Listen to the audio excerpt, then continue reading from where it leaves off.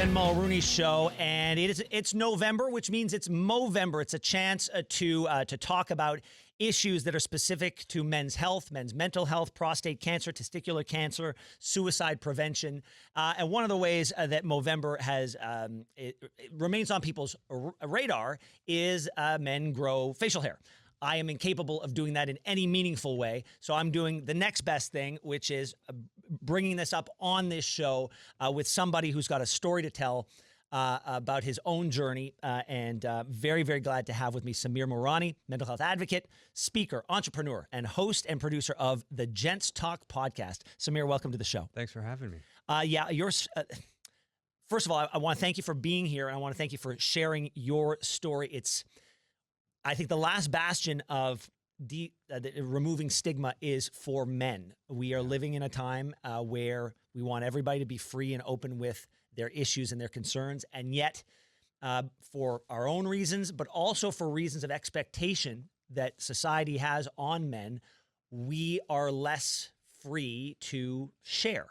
Yeah. Is that fair to say? Absolutely. Okay, so before we get into all of that, let's learn a little bit about you. Who are you?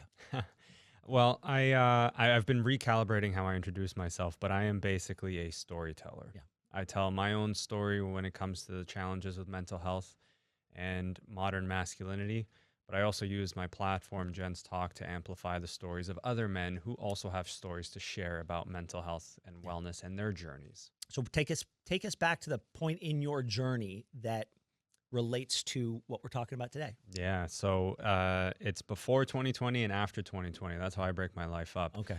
In 2020, I was married and my partner and I split up. And when she decided to leave, I did what most men do. I packed in all of my emotions, buried them, and said, I'm never going to talk to these guys ever again. So I don't need them. Yeah. I worked hard. I worked long hours. I partied. I drank. I distracted myself. And then once the pandemic happened and the lockdowns took effect, I was stuck in isolation. No gym, no sports on TV, nothing. I just had myself. And suddenly all those emotions boiled to the surface, and it finally made me deal with all of them and go, wow, there's a lot in there that are beyond just the relationship that didn't work, but there was stuff from my childhood, stuff about, broken relationships, friendships, family issues, all that stuff boiled to the surface. And then I realized the current version of masculinity was no longer working for me, and I needed to do something about it. Otherwise, I'd end up a statistic in some report on mental health. And so how'd you come out the other side? That took a lot of work, but it also started with talking to other men. Yeah. It started by understanding that I wasn't unique, that the situation I was going through wasn't unique, and that there were other men who've gone through something similar, and that I was able to lean on them for guidance, advice, experience, having those conversations, talking to a therapist for the first time, learning, reading, listening. I had to work through the emotions. That was the only way out of it. Yeah. Having a safe space to talk about things is, there's this weird push-pull of being a man today where, there are certain expectations that we place on ourselves, but that are also expected of us. There is an element of providing that is expected. However, it can't provide too much because you don't want to be accused of being toxic in your masculinity. And so, there's this element of society that tells us that the things that define us as men, the things that our parents told us were our responsibility, those are issues in society that need to be overcome. Things that we believe are central to our identity are somehow a drag on society, and that was a tough thing. That was a tough pill to swallow. Maybe 6-7 years ago, when all of a sudden I was told, "Wait, I'm a problem? How am I a problem?" I always viewed myself if I projected, if I was kind, if I was respectful to people, that would be a net positive in people's lives. And then I'm told, no, the very nature of who you are, the fact that you look the way you do, the fact you come from where you come from, and the fact that you are, a privileged white man, that is a problem.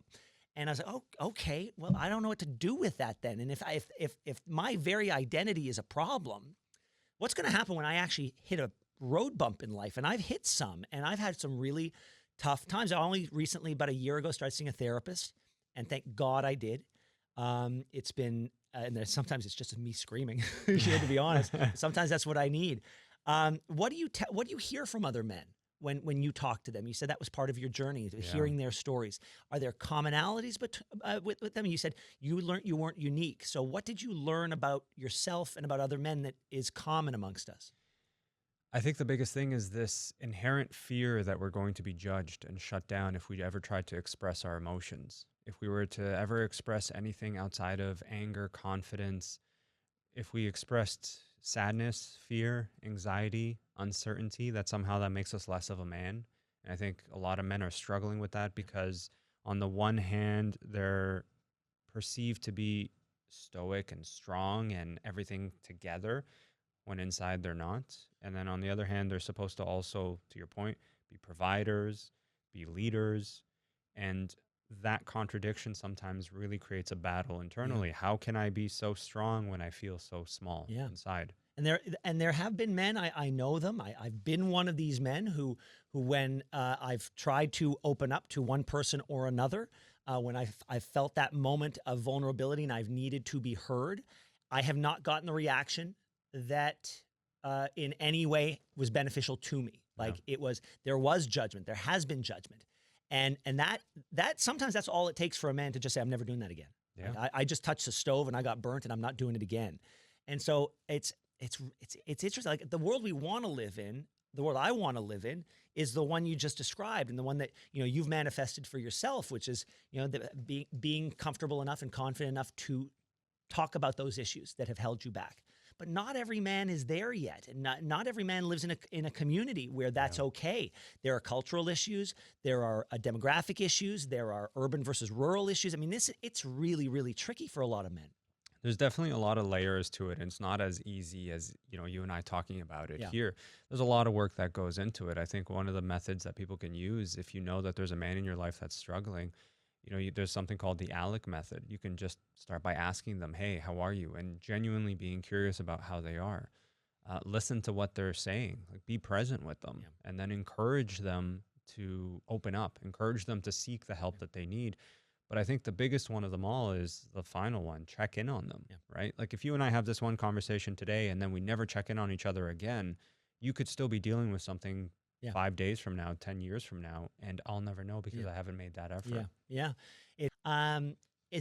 As in your work, as if you hear from somebody who says, I don't know who to talk to, I don't know what that first step should be. What do you tell them? What's the first step someone should be if they say, I'm ready to talk, but I don't know where to go, or I don't know who to trust? Yeah, that's a hard one because I remember being in that position too, where I looked around and I'm like, I don't know where the men in my life are that I can turn to. And it's kind of a try and fail exercise, right? You're going to have men in your life that you can try to turn to, and it's going to require some courage. It's not easy, but you're going to reach out and you're going to say, hey, can we chat about something challenging in my life? Be honest. And they might reciprocate. And if they do, great. And if they don't, that's okay.